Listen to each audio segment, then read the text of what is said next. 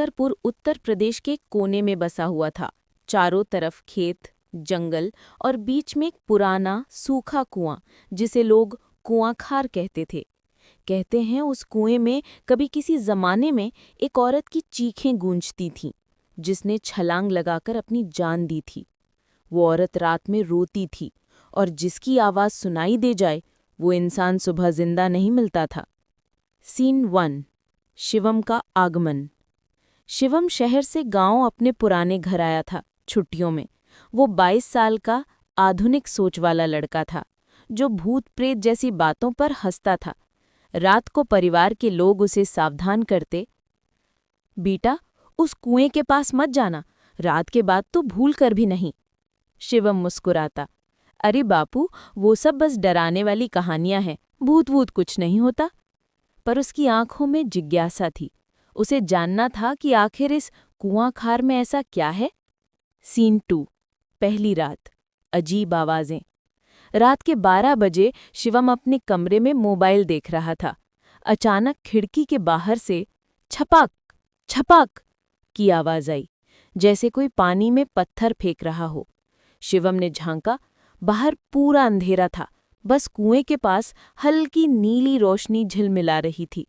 वो बाहर निकल आया, हाथ में टॉर्च थी। जब उसने टॉर्च कुएं पर डाली तो पानी में किसी औरत का चेहरा दिखाई दिया, फीका, सफ़ेद और आंखें पूरी तरह काली। शिवम चौंक गया, पीछे हटते हुए गिर पड़ा, पर जब दोबारा देखा पानी बिल्कुल शांत था।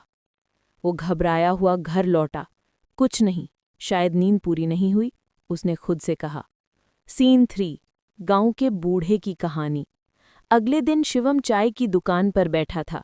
वहां बूढ़ा हरिनाम बैठा था, जो गांव की पुरानी बातें जानता था। शिवम ने पूछा, बाबा, इस कुएं का नाम कुआं खार क्यों है? बूढ़ा कांपते हुए बोला, बेटा, 40 साल पहले इसी कुएं में गौरी नाम की लड़की की लाश मिली थी। शादी से 2 दिन पहले उसका दूल्हा शहर भाग गया था। वो रात में रोती रही और सुबह सबने देखा कि उसका दुपट्टा कुएं में तैर रहा था।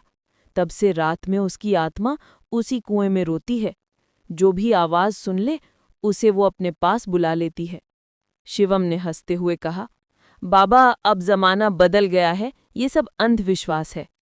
बूढ़ा बस बोला, कभी कभी बेटा, अंधविश्वास नहीं, सच्चाई डरावनी होती है। सीन 4। दूसरी रात। बुलावा। रात को जब सब सो गए, शिवम के मोबाइल पर अचानक एक वीडियो कॉल आया। Unknown caller. उसने कॉल